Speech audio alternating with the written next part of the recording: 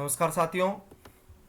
आज हम पटवार के लिए जो जनरल इंग्लिश का सिलेबस है उसको लेकर हम बात बता रहे हैं कि इंग्लिश का कितने क्वेश्चन आएंगे और कैसे कैसे आपको इंग्लिश से पार भटकना है, और समझेंगे कि जो 4 टॉपिक आपको दे रखे हैं उनको वन बाय वन कैसे क्लियर करना है और उसमें मैं आपकी क्या सहायता कर सकता हूँ उसके बारे में डिस्कस करेंगे। तो देखो, पटवार में जनरल इंग्लिश का सिलेबस दे रखा है, 4 पॉइंट में दे रखा है कि एक तो अनसीन पैसेज आएगा, दूसरा करेक्शन ऑफ कॉमन एरर्स आएगा जिसमें आपको मान लो कि सारी ग्रामर आती है हल्की फुल्की, और तीसरा टॉपिक सिनोनिम एंटोनिम्स का है, और चौथा जो है फ्रेजेज एंड इडियम्स का है। तो देखो, इन चारों में से लगभग देखो आपको पता है, देखो इस पटवारी में ऐसे सेपरेट वाइज बता रखा है, टॉपिक वाइज 15% वेटेज है हिंदी और इंग्लिश का, और 22 क्वेश्चन बता रखे हैं। तो 22 का मतलब लगभग अगर दोनों टॉपिक दे रखे हैं तो 11 क्वेश्चन अभी हम इंग्लिश के मान रहे हैं और 11 क्वेश्चन हम अभी हिंदी के मान रहे हैं। ठीक है, तो मैं ऐसा मानता हूं कि सिलेक्शन की दृष्टि से ये इंग्लिश के 11 क्वेश्चन बहुत इंपॉर्टेंट हो जाते हैं। यदि आप इन 11 क्वेश्चन में 8-9 क्वेश्चन यदि सही कर देते हो तो आप बहुत बड़ी लीड ले लोगे पटवार के एग्जाम में। ठीक है ना, तो आपका मतलब कंपटीशन इतना टफ नहीं रहेगा यदि आप 8 से 9 क्वेश्चन इंग्लिश में कर पाते हो।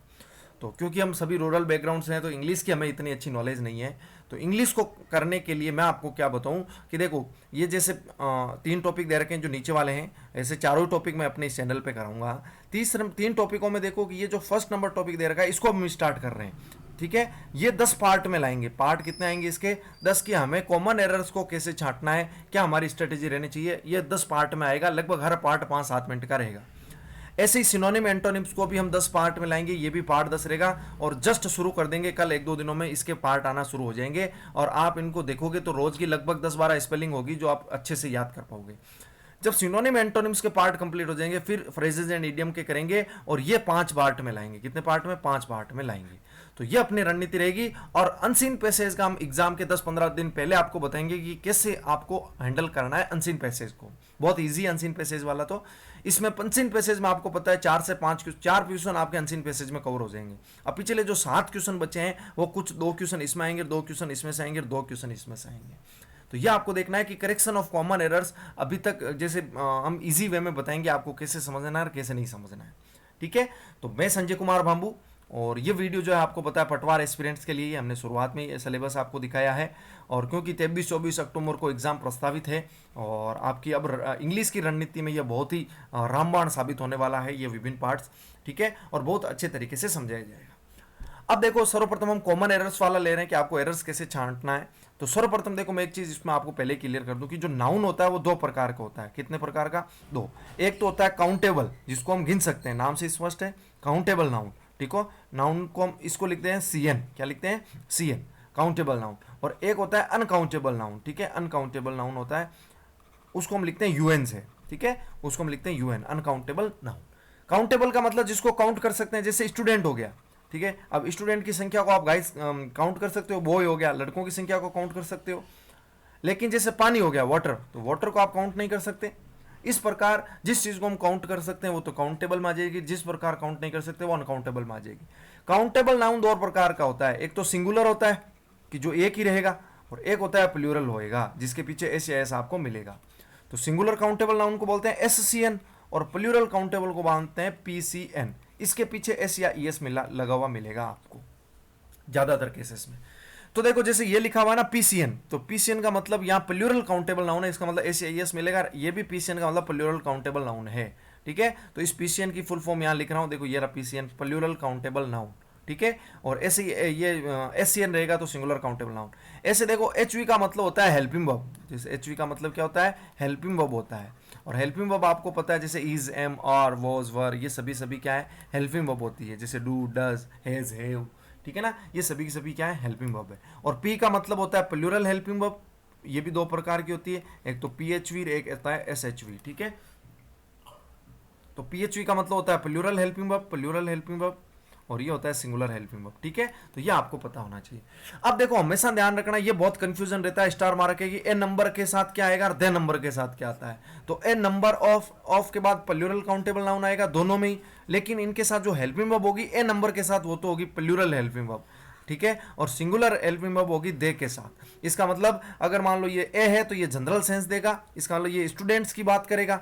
ठीक है, और स्पेसिफिक सेंस किसी एक स्टूडेंट की बात करेगा, ठीक है, तो इसमें क्या हो गया, द इंपॉर्टेंट हो गया। तो दे तो स्पेसिफिक सेंस देता है, ए जनरल सेंस देता है। तो जब भी जनरल सेंस दे आपको प्लूरल हेल्पिंग वर्ब लेनी है, इसका मतलब आर इसमें सही आएगा, इज इसमें गलत आएगा। तो जब भी ए नंबर आप कहीं भी देखो, उसके बाद एक तो प्लूरल हेल्पिंग वर्ब देखो, इसमें भी स्टूडेंट्स है, ये भी सही है, इसमें भी स्टूडेंट्स है, ये भी सही है, ठीक है। लेकिन ध्यान रखना, देख के बाद आएगा इज, आर नहीं आएगा, ये हमेशा ध्यान रखना। और ए के बाद हमेशा इज नहीं आएगा, आर आएगा। ये प्लूरल हेल्पिंग वर्ब आएगी, इसमें सिंगुलर हेल्पिंग वर्ब आएगी। ये सिंगुलर हेल्पिंग वर्ब है SHV, और ये प्लूरल हेल्पिंग वर्ब है। अब एग्जाम में कैसे क्वेश्चन पूछे जाएंगे, तो इस उदाहरण की सहायता से समझें कि जैसे आपको दे दिया n नंबर ऑफ स्टूडेंट्स, अब आगे इज आएगा, आर आएगा, यह आपको बताना है। तो आपको पता चल जाएगा ए है, ए जनरल सेंस दे रहा है, इसका मतलब प्लूरल हेल्पिंग वर्ब आएगी, इज नहीं आएगा, क्या आएगा, आर आएगा। ये कॉमन एरर में बहुत बार इसका कंफ्यूजन रहता है, ए नंबर ऑफ का, दे नंबर ऑफ का, इसलिए हम इस वीडियोस में लेकर आए हैं। अब देखो एक ये चीज समझ लो कि जैसे कभी कभी अगर मान लो ये तो क्या थे कि काउंटेबल नाउन था, अब यदि अनकाउंटेबल नाउन के साथ यदि लिखना हो तो अनकाउंटेबल के साथ कभी भी नंबर नहीं लिखते, वहां या तो अमाउंट लिखते हैं या क्वांटिटी लिखते हैं, ठीक है। और अनकाउंटेबल के साथ हमेशा कौन सी वर्ब आती है, सिंगुलर हेल्पिंग वर्ब आती है, SHV आती है, यह आपको याद रखना है। तो जैसे द अमाउंट ऑफ, फिर आपको बताया अनकाउंटेबल नाइन आएगा, वाटर, अरे देखो आगे इज आया, इसका मतलब सिंगुलर हेल्पिंग वर्ब आई है। तो अनकाउंटेबल के साथ हमेशा कैसी वर्ब आती है, सिंगुलर हेल्पिंग वर्ब आती है। लेकिन वाटर है तो इसलिए यहाँ नंबर ने लगा के क्या लगाया, अमाउंट लगाया। यहाँ यदि नंबर लिखा हुआ मिल जाए तो इसका मतलब ये गलत हो जाएगा, ठीक है। तो ये आपको जानकारी पता रहनी चाहिए। हाँ देखो, यदि a number the number of the amount of ना है, यदि ये आ जाए rest, most, half, some, quarter, fraction, plus में क्या आ जाए, ऑफ आ जाए, तो अगर आपके आगे उसमें प्लूरल काउंटेबल नाउन दे रखा है तो प्लूरल हेल्पिंग वर्ब आ जाएगी, सिंगुलर काउंटेबल नाउन दे रखा है तो सिंगुलर हेल्पिंग वर्ब आ जाएगी। और हम जानते हैं अनकाउंटेबल नाउन के साथ कैसे आती है, सिंगुलर हेल्पिंग वर्ब आती है। तो ये आपको पता होना चाहिए। तो एग्जांपल में देखें कि 1/3 ये फ्रैक्शन है, तो ये फ्रैक्शन दे दिया 1/3, 1/3 होता है ना, तो 1/3 को फ्रैक्शन बोलते हैं इंग्लिश में। तो ये फ्रैक्शन ऑफ द बुक, अब बुक आया तो बुक क्या है, सिंगुलर है, इसके साथ ऐसे एस नहीं लगा हुआ है, तो सिंगुलर काउंटेबल नाउन है। तो सिंगुलर काउंटेबल नाउन के साथ देखो कौन सी वर्ब आएगी, सिंगुलर हेल्पिंग वर्ब आएगी। तो यहाँ आर ने आकर क्या आएगा, इज आएगा। ऐसे ही देखो 1/3 ऑफ द बुक्स, बुक्स आ गया, इसका मतलब प्लूरल काउंटेबल नाउन आया है, तो प्लूरल काउंटेबल नाउन आया तो प्लूरल हेल्पिंग वर्ब आएगी, सिंगुलर हेल्पिंग वर्ब नहीं आएगी। इस प्रकार के आपको कॉमन एरर्स मिलेंगे। ऐसे देखो कभी कभी द परसेंटेज या द परसेंटेज ऑफ यदि आपको कहीं मिले और उसके बाद प्लूरल काउंटेबल नाउन आए, चाहे सिंगुलर काउंटेबल नाउन आए, चाहे अनकाउंटेबल नाउन आए, हमेशा कौन सी हेल्पिंग वर्ब बनी रहेगी, सिंगुलर हेल्पिंग वर्ब बनी रहेगी, सिंगुलर हेल्पिंग वर्ब बनी रहेगी। यह आपको ध्यान रखना है, ठीक है। तो एग्जाम्पल में दे रखा है, ठीक है। तो एग्जाम्पल देखो, देखें क्या दे रखा है कि अगर मान लो ये भी है कि न्यूमरल दे रखा है, न्यूमरल का मतलब 10%, 12%, न्यूमरल का मतलब कोई संख्या दे रखी हो, संख्या के बाद परसेंट लिख रखा हो, और उसके बाद यदि सिंगुलर काउंटेबल नाउन है तो सिंगुलर हेल्पिंग वर्ब होगी, और यदि प्लूरल काउंटेबल नाउन है तो प्लूरल हेल्पिंग वर्ब होगी। ये केवल न्यूमरल परसेंट के साथ काम करेगा, दे के साथ काम नहीं करेगा। देख के साथ हमेशा कैसी आएगी, सिंगुलर हेल्पिंग वर्ब आएगी, ये आपको याद रखना है। जैसे एग्जांपल देखो, दे आ गया तो दे के साथ हमेशा कौन सी लगानी है, सिंगुलर हेल्पिंग वर्ब लगानी है। जैसे the percentage of the students है तो प्लूरल काउंटेबल नाउन, लेकिन कुछ फर्क नहीं पड़ता, हमेशा क्या आएगा, सिंगुलर हेल्पिंग वर्ब आएगी, आर नहीं आएगा। ये आपको ध्यान रखना है। ऐसे ही जैसे इसमें भी दे परसेंटेज दे रखा है और वर्क हमें पता है अनकाउंटेबल नाउन होता है, तो अनकाउंटेबल नाउन के साथ हमेशा सिंगुलर हेल्पिंग वर्ब आएगी, प्लूरल हेल्पिंग वर्ब नहीं आएगी।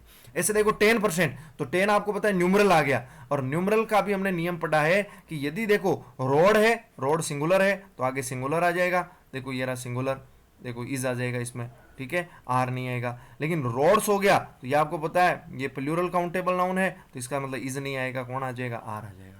तो ध्यान रखना कि ये परसेंटेज वाला बहुत बार स्टार मार्क पूछा जाता है, तो मैंने आपको क्लियर कर दिया अच्छे से।